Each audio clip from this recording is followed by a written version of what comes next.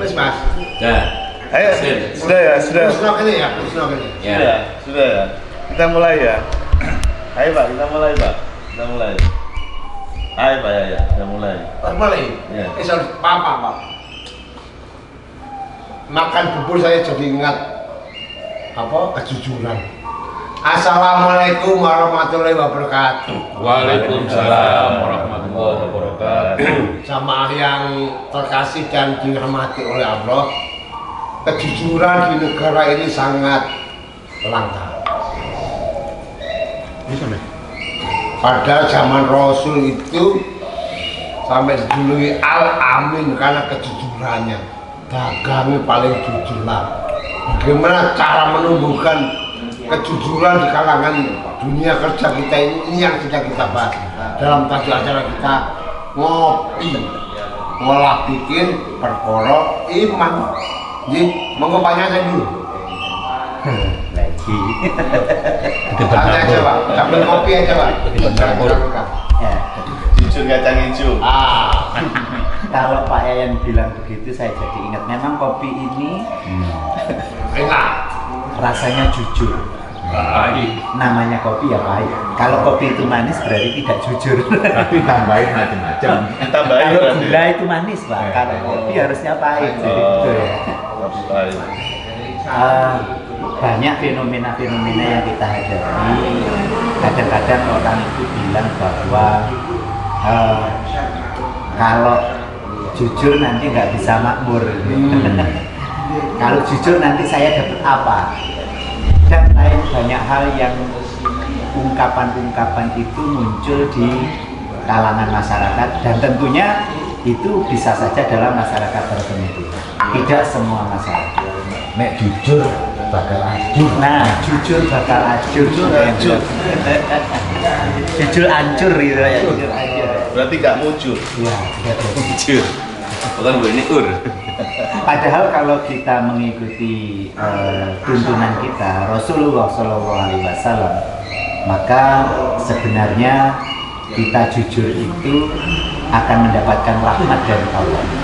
Ketika rahmat itu datang, maka kita tidak khawatir akan kehancuran tadi, akan kehancuran tadi dan sebagainya, bahwa jujur itu adalah padahal yaitu tadi, begitu rahmat Allah itu datang, pastilah kita akan terpenuhi apapun, apakah itu terkait dengan material ataukah itu terkait dengan hal lain. Jika rahmat itu sudah menyertai kita, maka perjalanan hidup kita itu menjadi lancar, menjadi terarah, menjadi aman begitu. Bukan seperti yang tadi dikatakan oleh sebagian masyarakat tadi, bahwa jujur itu hancur, kalau jujur tidak kebagian apa-apa dan sebagainya. Itu berarti sudah mengabaikan bagaimana janji Tuhan. Janji Tuhan dalam surat Al-Quran mestinya. Nah, oleh karena itu, mari dalam hal ini kita mencoba. Kalau tidak dari kita, dari siapa lagi yang memulai ini? Jadi ya kapanpun, dimanapun kita mulai, bahwa kejujuran itu adalah sesuatu yang sangat kita pegang teguh supaya kita mendapatkan rahmatnya. Saya kira begitu Pak ya. Jujur itu memang berat. Ya. Jujur itu memang berat. Kalau kita mau aplikasikan, jujur perkataan, jujur apapun lah. Gitu. Nah, memang kalau jujur nggak dilatih, mulai dari hal-hal yang kecil, mulai dari kita nggak suka berbohong, mulai kita melakukan apapun hal-hal yang kecil, ya itu akan berat. Apalagi di dunia kerja ya, di dunia kerja apapun yang kita lakukan ya harus jujur. Berkaitan dengan apa yang disampaikan Pak Akon ini, cara menemukan kejujuran itu apa? Hasilnya dulu Pak, tinggi Pak. Tadi di mau. Gitu. Terima kasih. Tema ini kan kejujuran dalam dunia kerja. Ya. Pak bisa Ya. Di dunia kerja, kejujuran itu adalah fondasi dari integritas. Setuju, Ya, setuju. fondasi daripada integritas. Panganan apa? Ya, integritasnya jadi rasa memiliki rasa independen daripada suatu Sense of perusahaan. belonging. Iya, nah gitu. Kejujuran. Bahasa Maduranya itu. Self of belonging. Sense of Kejujuran kepada pemberi kerja, sense of kejujuran kepada rekan kerja, kejujuran pada pelanggan, klien. Itu perlu dilakukan. Karena kejujuran itu akan berdampak kepada satu, kepercayaan, trust. Kedua, lingkungan kerja akan makin baik. Ketiga, etos kerja akan menjadi lebih baik. Dan terakhir, efektivitas daripada di perusahaan akan berjalan dengan baik. Jadi gajinya berapapun nggak menjamin, Pak. Ya, itu lain, Mbak, kalau gaji itu. Ya, Oh, lain. lain, berbeda. Ya, sekalipun ada pengaruhnya, tapi nggak banyak. Nah, tapi yang paling penting itu adalah kejujuran itu bisa membangun suatu fondasi integritas. Nah, dari situ nanti dari suatu usaha itu, nah tingkat kejujuran itu, ya di suatu manajemen ada manajemen tingkat atas, tingkat menengah, dan tingkat bawah. Kalau tingkat bawah itu saya pikir kejujuran adalah suatu kemutlaka. Karena kalau nggak jujur, risikonya berat, Pak, besar. Nah, ya itu pecah ya. Apa resikonya? Nah, risikonya ya paling berat itu. Ya. Jadi misalkan itu manajemen tingkat bawah, para karyawan, staf, Tak jujur. pabrik, kalau nggak jujur, repot nanti mereka. Karena dia tuh ngengel. Tetapi ketika di manajer, tingkat middle, apalagi tingkat upper, maka ketidakjujuran itu mulai muncul, Pak. Ya. Saya katakan bahwa jujur dan tidak jujur bedanya tipis seperti kertas. Karena itu perilaku itu berimbang sampai kapanpun. Yang putih, baik dulu itu berimbang. Maka manajer sampai ke atas, direktur utama itu muncullah ketidakjujuran. Tetapi di dalam koridor perusahaan itu, di mana perusahaan itu adalah profit oriented, mencari laba. Maka kalau bisa penghasilan laba, penghasilan naik, laba juga naik. Tetapi ketika laba naik, kadang-kadang kita perusahaan itu dihadapkan sesuatu yang mungkin mengurangi laba itu. Maaf, kita potong. Ya. Nah, bagaimana cara membuat manajer sampai pimpinan itu lebih merasa takut untuk tidak jujur, itu apa yang mau Pelatihan ya, Pak, pelatihan. pelatihan? Betul. Jadi begini, salahnya. Laksan. Memang jujur itu salah tapi ada perilaku yang sedikit tidak jujur. Satu contoh, ketika perusahaan ya mereka hadapi pajak, pungutan pajak, perusahaan kadang-kadang ya nggak jujur, Double. Ya sama. tidak menyampaikan laporan keuangan yang Sensus. penghasilan Orang di diturunkan, sensus takut kan? ya penghasilan Ada sensus ya? Iya. biaya dinaikkan, labanya kecil, pajaknya kecil. Itu sudah tidak jujur. Tapi kalau jujur, labanya besar, dia tidak mau. Nah, tidak mau, pajaknya gede nanti. Nah, perusahaan-perusahaan di lingkungan kita ya kurang lebih sama. Berarti termasuk pejabat, Iya, sama. penegak hukum Sama. harus jujur. Iya betul, mutlak itu harus jujur. Ya. Tapi karena dalam hidup ini jujur dan tidak jujur bedanya tipis, mereka akan beriringan berjalan senantiasa sampai kapanpun. Seiring berjalan gitu. Seiring ya. ya. Anak muda 11-12 Iya. tipis. Gitu. Nah, maka dari itulah karena tipis, maka kita harus hati-hati. Tingkat tidak jujuran kalau bisa itu kita eliminir, kita kurangi. Nah, Ya, gitu. maaf. Berarti gini Pak Didi, berarti jujur itu ada yang baik, ada yang tidak baik gitu ya. Itu Nah, Bisa. ini menarik ini. Jujur Jujur. Dan tadi itu Jujur ada yang baik, ada yang tidak baik. karena tadi di perusahaan itu kalau bayarnya harusnya sesuai dengan apa penghasilan gitu ya. Iya. Terus kadang-kadang si pengusaha itu kan tidak diturunkan penghasilannya atau biayanya bisa double buku. Berarti Nah, tidak tapi kadang-kadang tadi sama beliau ini kadang-kadang diajarin sampai yang bisa. Betul, betul. Jadi istilah jujur tidak baik dan jujur tidak baik berarti tergantung pada individunya. Betul. Nah, permasalahannya adalah bagaimana agar jujur itu diakui secara universal. Artinya masyarakat secara keseluruhan mengatakan bahwa itu adalah baik. Disepakati secara Itu maksudnya.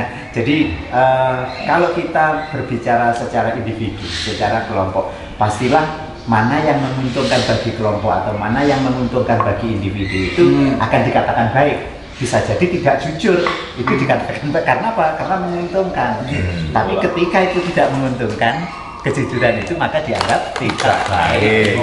Jadi tergantung persepsi ya. Nah, persepsi. Tapi secara kita ngopi ini, atau kita ngobrol perkara iman, maka iman yang harus kita dulukan.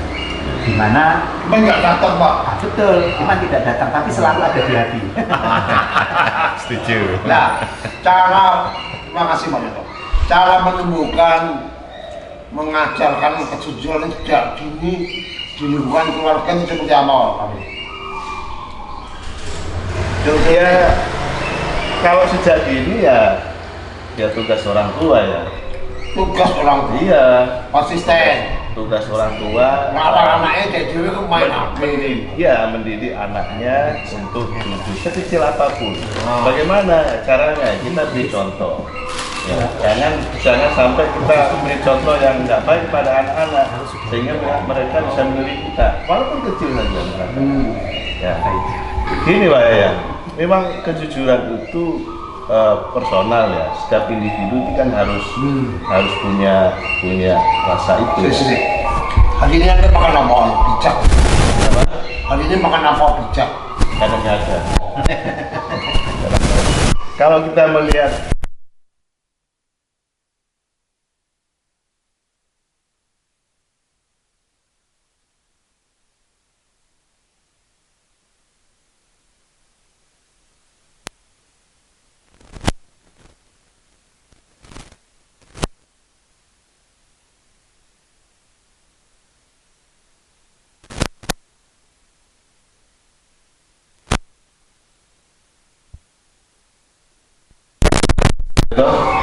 pejabat penegak hukum yang jelas sebelum dia ke situ kan sudah ada dilatih ada Sumpah jabatan.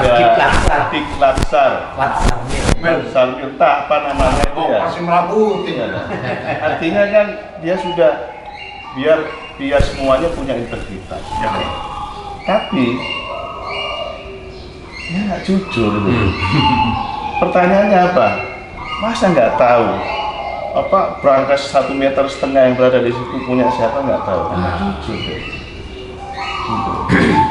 Jadi jujur itu tidak harus dia itu pejabat, tidak harus dia itu penegak hukum, siapapun ya harus sekecil apapun. sekecil lah. Karena nggak ada rasa takut, nggak ada rasa Oh, pertama harus ditumbuhkan rasa takut dulu. Rasa takut akan itu apa namanya? Takut apa, Pak? Takut dosa. Oh. Ya, itu tadi. Takut dosa. Takut dosa. Nah, iman tadi yang disampaikan sama beliau. Oh, iman tadi. Tinggal tunggu imannya datang. Oh. Karena Bawa apa? Pak iman nggak datang. Pak, kalau saya Jadi, ini hanya pendapat saja. Bang, Semua itu kembali kepada iman dan takwa masing-masing. siap. Kalau seorang itu dan juga kembali kepada pendidikan. Pendidikan itu dari keluarga, masyarakat, dan sekolahan. Dan selama ini kalau ya kurikulum pendidikan pun tidak diajarkan. Kalau dulu ada budi pekerti, Oh, ada pelajaran akhlak. Dari situ anak itu ditempa oleh gurunya. mawar di pendidikan moral Pancasila. Anak-anak gini. Anaknya tokoh, anaknya pejabat, yo tak jujur misal korupsi, yo pejabat. Jadi gini, mungkin saja itu bapaknya pejabat, bapaknya kiai, tapi dia mungkin tidak bisa mendidik anak sendiri karena dia sibuk seperti lilin. Lilin ini kan menerangi, tapi habis seperti itu. Jadi dia mungkin sibuk ngurusi masyarakatnya, negaranya, tapi lupa dengan kewajiban untuk anak-anaknya. Mungkin gitu Pak, saya lihat gitu. Gitu ya. Jadi Oleh karena itu sebelum memberikan pencerahan ataupun fatwa kepada orang lain, terutama keluarganya dulu, Pak. Keluarga dulu, anak-anaknya dulu. Bagaimana saya? Nah, gitu loh. Jadi kembali lagi, semua itu kembali dari pendidik, baik gurunya, mata pelajarannya, sampai sejauh mana anak-anak ini bisa jujur. Nah itu. Nah, ini merupakan fondasi. Ini pengalaman pas ujian ya. Fondasi dari SD SMP. Jadi sekarang Mbak, mohon maaf, saya itu dulu kerja di perusahaan swasta Pak ya. Saya itu mulai dari kopral, nolak kopral, sampai dari jabat, ya bukan jabat ya, kepala bagian. Kopra yang dibuat untuk buat minyak itu. Bukan, saya itu pangkat kopral. Kopra. Saya bisa kopra dengan Sama kopra. saya itu dimutasi, dipromosikan masuk kursi general service dan transportasi. Di situ banyak peluang sekali untuk nggak jujur. Dalam arti, mohon maaf ya, saya kan bawa kendaraan. Itu saya bawa barang apa aja masuk kendaraan. Kalau saya nyupir, nggak ada yang berani periksa. Tapi kalau yang nyupir itu mobil itu anak buah saya supir, diperiksa oleh sahabat, mana surat-suratnya. Jadi saya malu, tapi saya alhamdulillah saya dapat petunjuk dari Allah. Seperti apa kok? Itu kan nggak ada iman, alhamdulillah. Jadi masih melekat di saya tuh kejujuran. Karena saya melihat, anakku tak tangani barang yang haram, anakku jadi apa? Kan malah kedah Pak. Oh, ada anak Pak ya? Hah? Punya anak ya? Ada anak istri. Akhirnya nanti anaknya juga mungkin biasa murtad Pak, karena dikasih makan barang yang haram tadi itu Pak. Kalau itu Pak, pertanyaan saya, menumbuhkan iman itu gimana? Ya kembali lagi kepada pendidikan rohani, sering-sering aktif di masjid, ikuti pengajian, Ngopi kayak gini. ya, dan diamalkan, terus kumpulannya wong api-api kayak gini, nah tapi semua alhamdulillah, gitu loh. Itu tadi kembali lagi pada pendidikan dan juga kurikulumnya. Gimana kurikulumnya? Ada nggak pendidikan akhlak, pendidikan budi pekerti? Sekarang ada nggak sekarang? Moral Pancasila. Ya itu. Jadi Kurang menentukan. Jadi tombo hati Pak. Kata Nabi tombo hati ono limo. Satu. Apa sih? Moco Quran sak mana? Loro.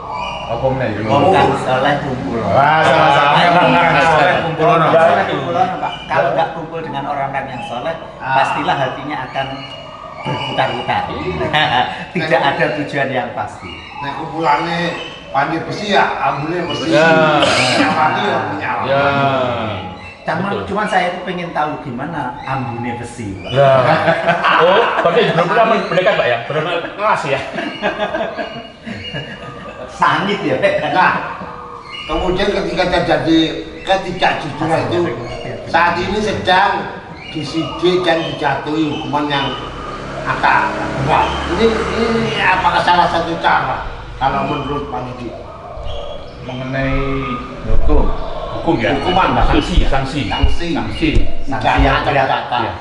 Memang di dalam kita menyoroti tentang ketimpangan itu, ketidakjujuran itu, suatu hal yang wajar. Manakala ada muncul sanksi, ya wajar ya, sanksi. Kalau buat kesalahan, apalagi merugikan negara, ya, itu ada sanksinya.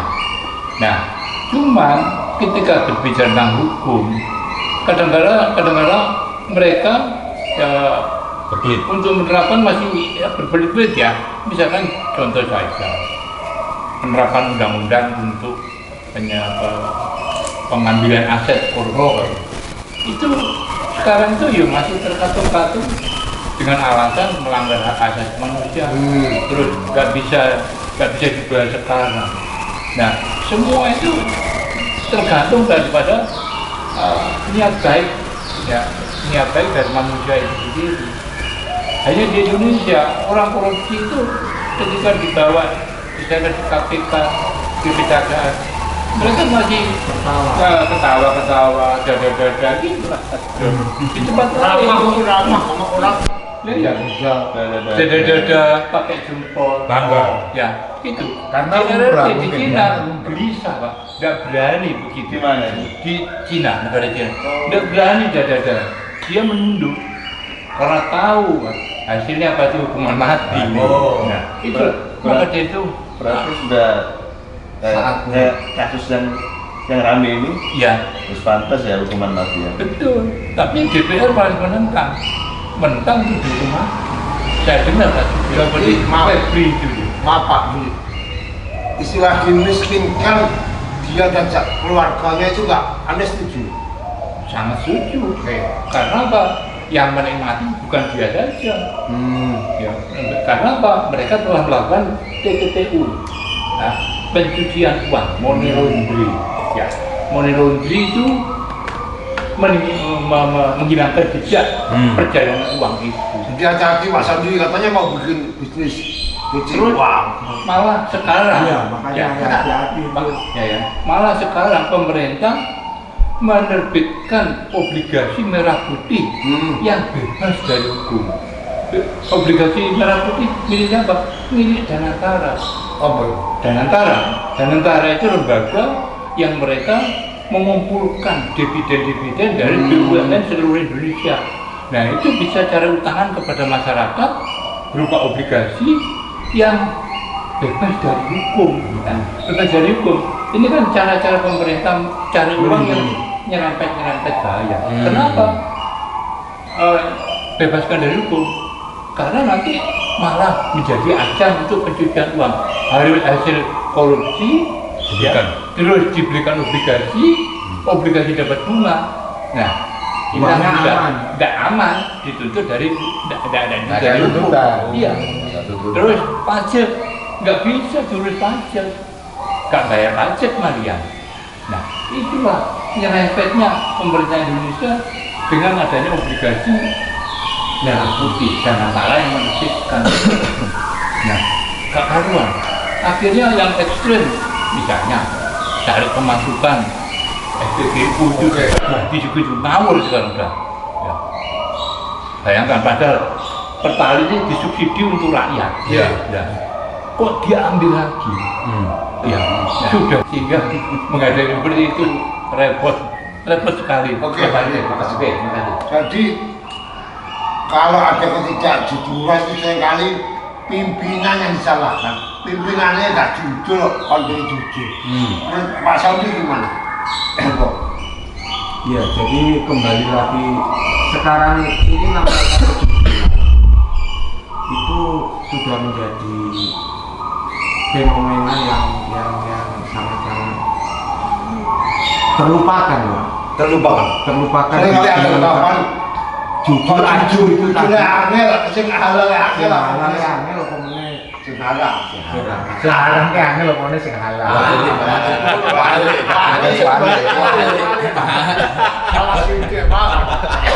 Jadi lek wake sing haram yo dikiai. Jadi menurut saya gini Pak. Pak Sandi belum bisa. Jadi kesimpulannya begini. Jadi seperti tadi Pak Budi sampaikan, jadi ketika pimpinannya sudah tidak jujur, anak gue juga akan yakin akan melakukan hal yang sama Pak. Ikuti. Mau bos gue kayak ngono, dan tidak akan mungkin bisa menindak. Kenapa? Karena dia sendiri merasa nggak jujur. Contoh, Pak Didi dulu waktu bawa mobil nggak diperiksa, kenapa? Tahu beliau senior. Jujur. Tapi ketika jujur belum tentu, tapi senior. Tapi ketika Karena punya jabatan tadi ya? punya jabatan, ketika anak buahnya diperiksa. Nah kembali kalau hal itu disalahgunakan oleh Pak Didi dengan tidak jujur, Ada istilah jangan tebak pilih. ojo tumpul ke atas, tajam ke bawah, istilah hukum seperti itu. Nah, tapi kan dia nggak bisa hilang Pak sampai sekarang. Walaupun sudah digembar-gemborkan sampai presiden pun menggembar-gemborkan hal itu, nggak tebang pilih, tepatnya dipilih-pilih Pak kalau mau. Ono istilah ewu pakai ewu itu kan susah ya. Ewo. Artinya apa? Pak Roni suka. Kenapa?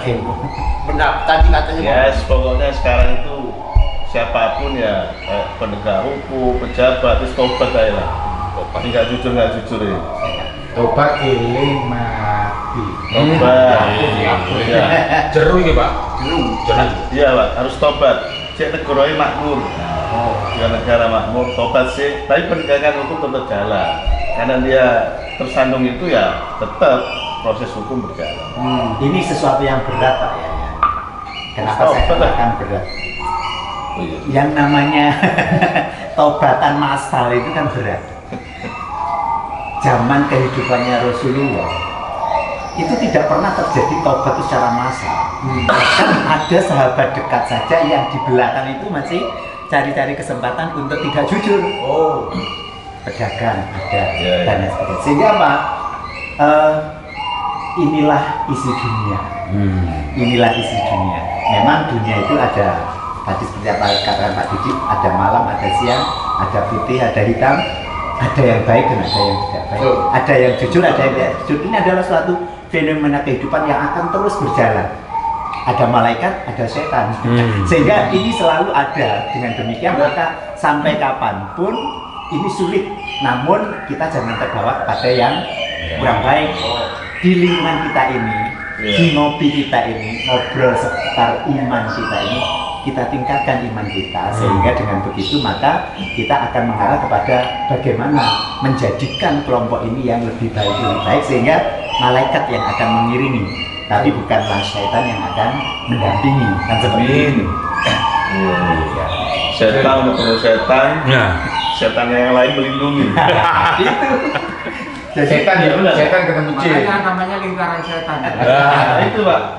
Ini gak motor kan setan. Ini wis gak jujur. Oh, dan sebagainya setan. Orang setan yang mana? Ada setan di belakangnya yang melindungi. tapi Dari ada setan. setan yang enak loh Pak ya. Tapi Penyetan setan. rawon setan. Rawon setan. Nasi goreng setan. Nah, Nasi setan- goreng. itu ternyata yang mengandung setan-setan juga ada yang Omongan bakul setan. Kata ini mana yang kenal? Donya itu memang kayak lagunya siapa itu, ada salah satu musisi namanya. dunia ini Nah. panggung sandiwara. Ahmad Albar. Ceritanya mudah berubah. Padahal jangan nyanyi. Ngomongin palas loh. Enggak lagi apa Pak Hartono nih, ingatkan aja. saya jadi ingat kata-katanya Pak Yayan ya. Sampai kalau nyanyi enak, tapi lebih enak lagi kalau tidak nyanyi. Kadang gini Pak, suaranya merdu Pak, merusak dunia. Pak Awang Pak, atau mau ulang. Ya itu apa namanya, kalau saya sih apa ya, ada itu 5 tadi. Bupati. Atau Bupati. Otomatis. Atau gini Pak, kalau perlu diusulkan ke pemerintah, diadakan taubatan massal. Obat massal, nanti semuanya harus tobat, mulai pemerintah, mulai pejabat harus jaga lapangan tobat. Itu yang menarik. Terus maksudnya Iya, ini mungkin dikemas dengan cara istighosa massal. Obat nasional. Tapi Ya. kadang-kadang kemarin ya saya baca apa nama dari salah satu organisasi terbesar di Indonesia, itu kadang-kadang orang-orang kita juga banyak yang kurang jujur gitu ya.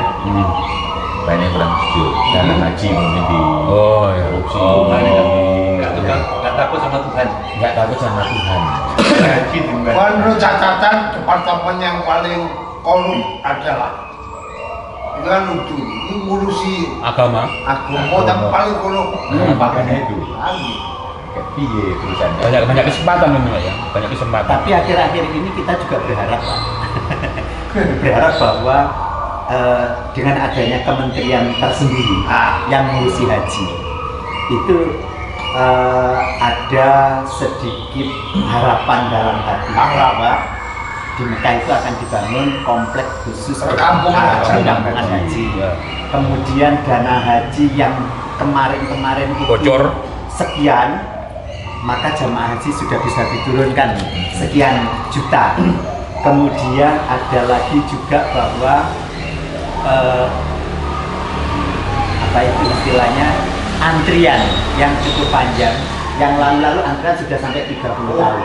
Sekarang sudah bisa dipangkas sampai 15 tahun. Artinya berarti Bagus ya. ada Peningkatan. ada harapan-harapan yang lebih maju ke depan, yang lebih positif, sehingga membuat kita ini para calon istilahnya, Ulama ya. para pengharap, para pencalon tamu-tamu Allah ini Tidak terlalu akan lama. senang, tidak terlalu lama untuk ke sana. Alhamdulillah. Sehingga ini harapan yang bagus.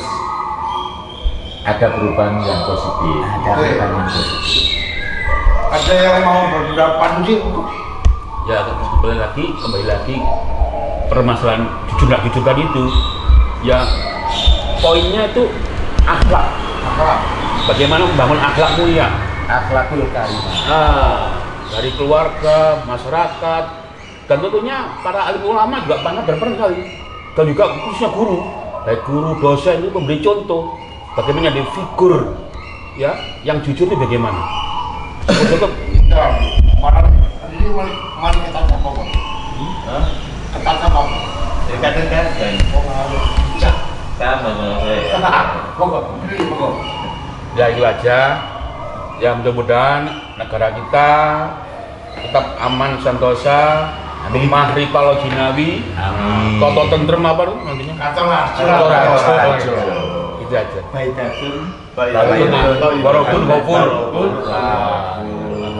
Oke. Pak Rodi. Pak, atau dong? Sambung. Pak Didi. Pokok. Ya, terakhir ya. Nah, sekarang nih, daripada kacamata Indonesia, sebenarnya Indonesia sudah masuk ya darurat moral. Aduh, Karena berat dia nih. jelui, kalau SKS darurat moral. Aduh, kenapa? Urut di Indonesia sepertinya patah tumbuh yang bergantung. Ya, patah di kandang bermunculan. tumbuh satu, Tumbuh berdiri. Yang satu tumbuh seribu. bilang satu begitu. Sehingga di sini ada lembaga di korupsi, ketangkep, di sini ada. Terus di sananya ada. Tadi malam, sama. Iya. Tadi malam saya dapat baca serial Trias Koruptika, Iya. legislatif, eksekutif, Betul. yudikatif, sampai tadi malam itu kan. Jadi kata ya darurat moral.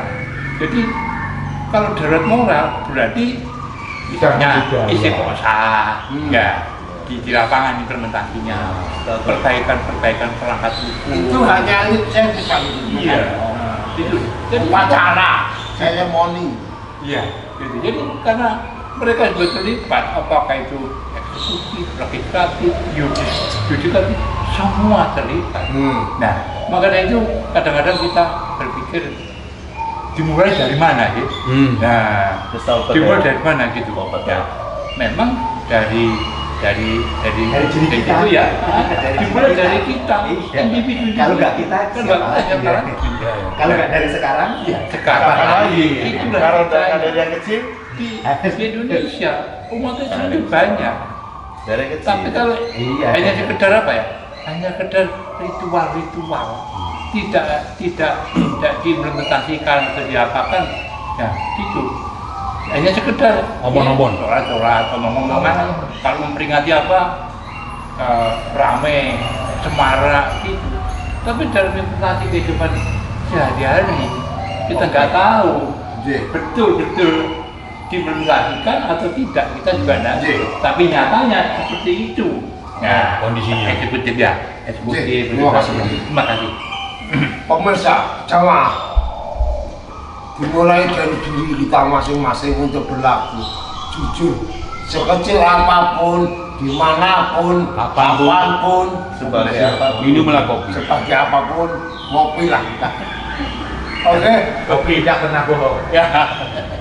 kapan untuk pergi? Iya.